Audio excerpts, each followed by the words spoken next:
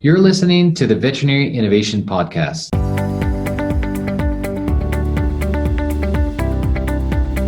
You're listening to the Veterinary Innovation Podcast. My name is Shawn Wilkie, and along with my awesome co-host that keeps people entertained in the green room while I'm running late, we interview the innovators in this space every week. Ivan, I'm super excited about today's episode. You probably know why, so please go ahead and introduce today's guest. Yeah, I'm sure everybody will understand why.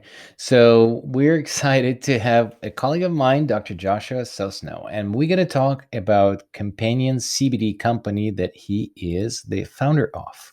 So he is the co-founder and chief medical officer at Companion CBD, owner of a Desert View Animal Hospital and North Scottsdale Animal Hospital, a member of board of directors of Healing Hearts Animal Rescue and Refuge.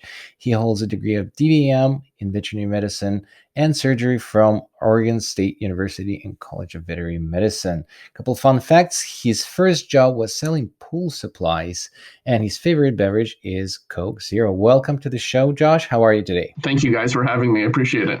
I have no idea where Matt comes up with this stuff. How did he find out that you like Coke Zero? I have no idea. I don't remember reporting that information in the sort of pre-screening documents. So Is it true? I have no idea. It was true. I have now sworn off the consumption of soda altogether, but it was true for a very long time. Yes. Awesome. We're very excited about this topic, especially Shawn, because last time Google wanted to come into Atlantic Canada with their startup program, Shawn got them really, really high with that pot from Nova Scotia marijuana store. But we are talking about medicine and application of CBD. So, Josh, before we started, you were talking about interesting dynamic in the licensing of these products. So I would like to jump in there because I think that's really cool. A lot of people might have questions about sort of, there's different legislation in different states. And you mentioned something specific about California and also the difference between the CBD, that being a medicine or not medicine, and then how is FDA and DEA look at all these things? Great. So things changed pretty significantly in 2018 here in the U.S. With the passage of a piece of legislation known as the Hemp Farming Act. What it did was, prior to the passage of the piece, CBD was classified as a Schedule I drug by the DEA. So it was classified in the same way that things like cocaine and LSD were classified. When they passed this piece of legislation, it descheduled CBD so that it was no longer considered a controlled substance in the same way that cocaine would be. Unfortunately, we have several arms of government that are actually responsible for regulating the sale and use of CBD. So now it falls to the FDA, the Food and Drug Administration, to really determine how best to manage this particular compound. Now, one thing to keep in mind that despite the ready availability of CBD all over the country in gas stations and grocery stores and certainly other places online, CBD is actually considered a drug by the FDA. There is actually an FDA-approved product known as Epidiolex, a drug, mind you, that's used to treat seizure disorders in children. So because of that, all forms of CBD are considered a drug, and therefore anybody who's actually in the business of selling CBD is technically selling an unlicensed drug currently. We're hoping to get more clarification as far as what the FDA feels going forward sometime this year or perhaps next. But as it stands so far, the FDA and the other arms of government that are involved in the regulation of CBD haven't seen fit to go after most players in the industry, except if you're making grossly inaccurate statements regarding the potential benefits of CBD. And then you mentioned that California is different about it, right? So California had an interesting prohibition, if you will, for veterinarians specifically. That is to say that up until recently, with the passage of this piece of legislation, veterinarians weren't supposed to discuss the use of cannabinoids with their clients. That changed with the passage of this new legislation so that they can actually have a conversation and advise people about the benefits and potential risks of using certain types of cannabinoids, not just CBD, but also THC. Unfortunately, they still can't sell those products, or at least legally can't sell those products. A customer would still have to go to a dispensary to purchase one. That's so interesting. California, again, in the veterinary medicine, same as for telemedicine for them. They're probably the toughest law, even despite the COVID that they were kind of fighting against that. I've been participating in a lot of services, communications, and the new association that formed. And yeah, California was the toughest one to pass any laws. But For those that are unfamiliar with this as much as Shawn, can you tell us more about CBD in general? What are those uses in human healthcare, and how did this transfer to Veterinary, and how that inspired you to actually start this company? So CBD is one of a class of compounds known as phytocannabinoids, or plant-derived cannabinoid compounds that are predominantly found in the cannabis species of plants. We talk about hemp as being the major source of cannabinoids, but in fact, hemp and marijuana, scientifically speaking, are actually the same plants. In the US, there's a legal definition that actually separates the two based on the amount of a compound called THC, which is the compound that actually gets you high. And it should be pointed out that we actually, our own bodies, produce cannabinoid compounds. We refer to those as endocannabinoids. And it's the receptors, the endocannabinoid receptors, at which the phytocannabinoids actually exert their effect. Now, when we talk about phytocannabinoids, thus far the conversation has really surrounded THC, which is a compound in marijuana that gets you high, and CBD, which is another predominant cannabinoid produced by the hemp plant. But when we talk about phytocannabinoids, there's actually hundreds of different compounds that have potential therapeutic uses. Now we hear about other compounds known as CBC, CBG, CBN, all of which are coming into the marketplace with potential value. So it's important to make the point that what we discussed today could very likely change, even in a relatively short period over the course of, say, a year, as it has here in the last couple of years. Today, the main focus with respect to the use of cannabinoids really has to do with CBD. And it was several years ago now that this drug, Epidiolex, which is the human-approved product, came onto the market for treatment of rare seizure disorders in children. If you go back to roughly 2006, you can find stories on CNN of a little girl named Charlotte who had this rare seizure disorder that was struggling to really live a comfortable life because none of the medications she was on were really that effective. And she was one of the first widely publicized patients to start using CBD to help manage this. Now, fast forward here a number of years, and you have companies that have manufactured pharmaceutical grade CBD products that kids can use widely to control this type of seizure activity. And, from this first experiment, if you will, we've really seen an explosion of research here in the last 10 to 12 years with respect to all sorts of phytocannabinoids, mainly CBD. And we're starting to explore a whole variety of conditions, not just seizure activity, but osteoarthritis, other types of inflammatory conditions, neurodegenerative conditions. Seizure control, obviously, is one big area. Atopy, or the control of environmental allergies, to name just a few. So we're beginning to see a lot of other potential applications for the compounds, but we're still in the infancy in terms of understanding how best they actually work, whether they work by themselves or work in concert with other medications to help manage these conditions. So as far as the current state of the marketplace is concerned, most cannabinoid products that are sold these days are sold as either CBD-based products or what are known as broad-spectrum products, meaning you have a variety of cannabinoids and other compounds that are present in the hemp plant, things like terpenes, bioflavonoids, for example, which are mixed together for use, maybe topically, it may be for oral administration. You just don't know. There's so many products that are hitting the market these days that we're still exploring new ways of actually administering these products. Yeah, it's absolutely exploding in Canada. The store that Ivan referenced, I think, is one of the largest cannabis stores in Canada, and it's incredible. Every time you go in there, there's 100 new products, and it just keeps building and building. It's very interesting to see what's happening with it. Josh, one of the things that I'm curious about is, where is the research in veterinary medicine? And then maybe also, even before you do that, what does your company do? And where do you fit in this massive industry that's exploding right now? So CompanionCBD, the company that I'm the co-founder of, manufactures a line of CBD-based soft chews in different strengths. What we've decided to do is take the available research and distill it down and try to formulate products that are based on the actual science of CBD at the moment. And you have to realize that the use of CBD, especially for a variety of conditions, is not a one-size-fits-all proposition. The dosing of CBD is going to vary quite a bit from condition to condition. So what we've done is try to provide or manufacture a flexible line of products that allows clients or pet owners with pets of various sizes and various conditions to adequately dose their pets in a safe and effective way. Hemp oil, hemp extracts typically have a strong taste. So one of the things we tried to do was formulate products that remove a lot of that nasty hemp flavor, if you will, to make them more palatable. And of course, using a soft chew formula makes it something that owners can easily administer versus the administration of hemp oil through a dropper. So in short, that's what Companion CBD does, and we market our products both online and to the veterinary industry. As far as the state of research is concerned, it's really in flux. These days, we have several dozen different articles that cover a variety of conditions which illustrate the use of CBD in veterinary patients. That's everything from osteoarthritis to seizure activity to patients with atopy or allergies. And we're starting to see not just studies done in dogs, which is where the principal focus has been done thus far, but we're starting to see studies in horses, for example, and even in cats. So the pace of research is rapidly advancing. Now, admittedly, most of the research is funded by companies that are in the space, and sometimes the number of study participants is actually small compared to what we'd like to see or what we'd be used to seeing in a larger study conducted at, say, university level.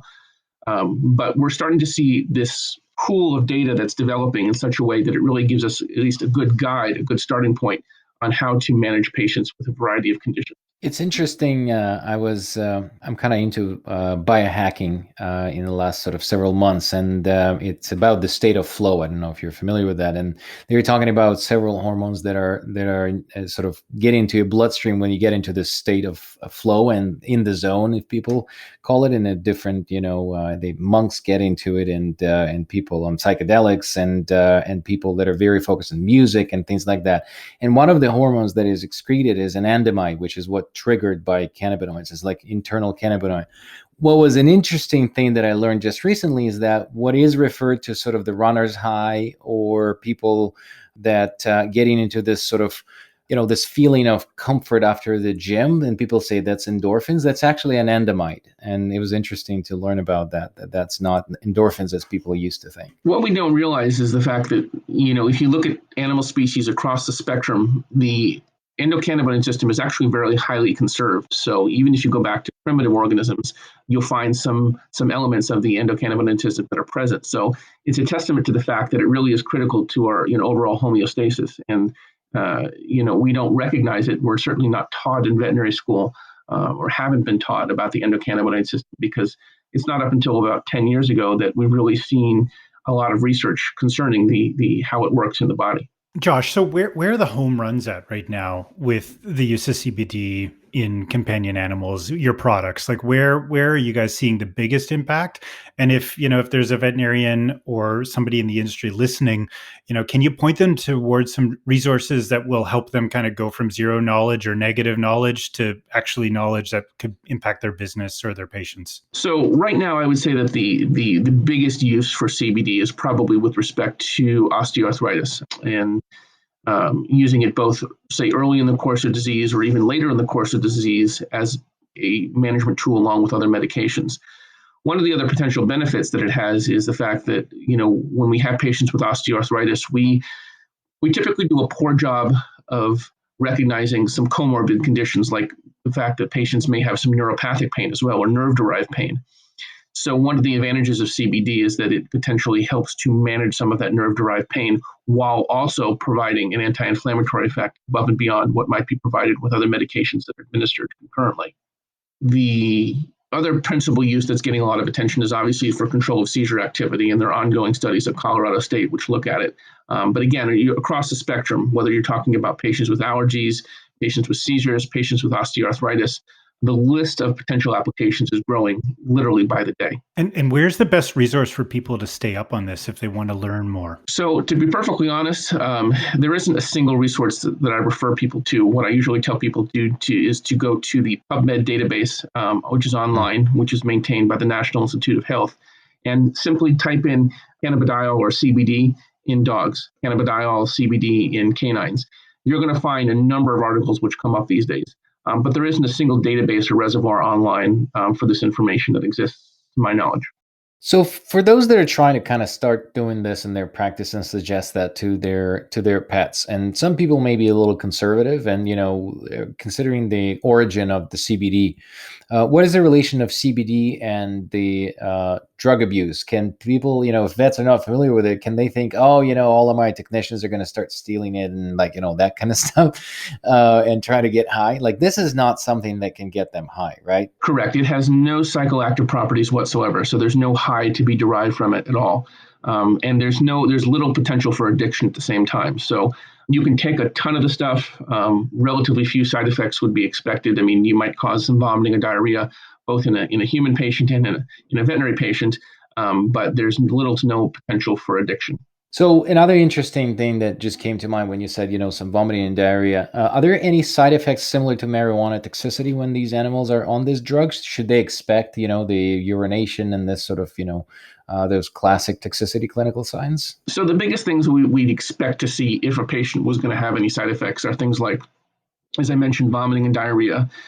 Lethargy, sometimes there's a mild sedative effect that can be had, which is sometimes the reason why we administer CBD. So it can be advantageous. It just depends on the patient that's receiving it. From a clinical perspective, sometimes we've seen changes in liver values that's been documented, but admittedly, the follow-up investigations that have documented these changes in liver enzymes don't seem to indicate that there's actually a problem with respect to the liver. In other words, we're not inducing some sort of liver disease by administering CBD. It seems to be, if you will, the liver upregulating itself to actually break down CBD, since so much of CBD is absorbed by the gut, goes directly to the liver, and is actually broken down by the liver before it enters the general circulation. So CBD is actually a compound that we consider as being very poorly bioavailable, because so much of it is taken out of the liver before it enters the main circulation. Josh, it's really interesting to listen to you talk. You're obviously super duper well versed in the subject. What gets you super excited about CBD in companion animal or in veterinary medicine? Why do you have so much passion for it? It just resonates with me. We do a really poor job at times of managing patients with chronic diseases, especially chronic inflammatory diseases. And so much of the medicine that we use these days has side effects associated with it.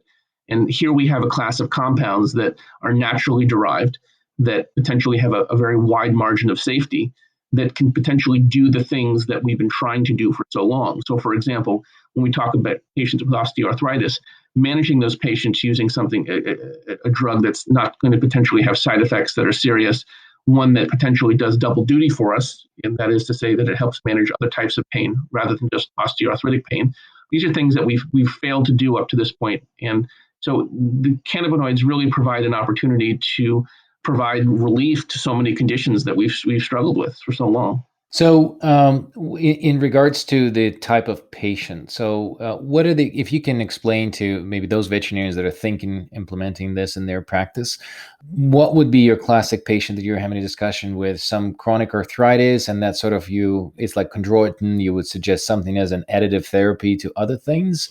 And what are those applications? Well, the first thing is I would make the case that CBD is probably more a reactive product rather than a proactive product, meaning it's something that we're not going to give as a prophylaxis against the formation of a particular condition. So when we first diagnose a patient with early stage osteoarthritis, for example, patient who's starting to show some slowness, some difficulty moving around, perhaps even to the point where they're demonstrating some muscle weakness, we would introduce it as a possible option, since these are patients that are going to probably need some sort of relief on a daily basis. We want to try to explore the things that are most benign first, that potentially have benefit, before we sort of move on to the things that are potentially not harmful, but potentially do have more serious side effects. So those patients would be good candidates for CBD. That said, patients who are more advanced, who are already on certain types of anti-inflammatories, for example, patients who are on non-steroidal anti-inflammatory drugs, who need something more.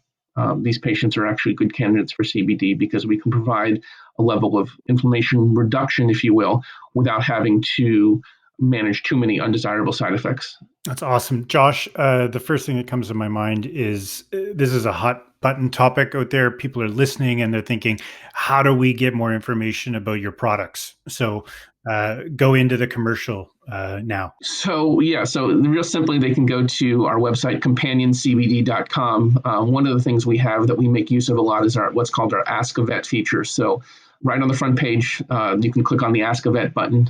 Veterinarians and pet owners alike can send us questions about how to best use CBD for particular conditions.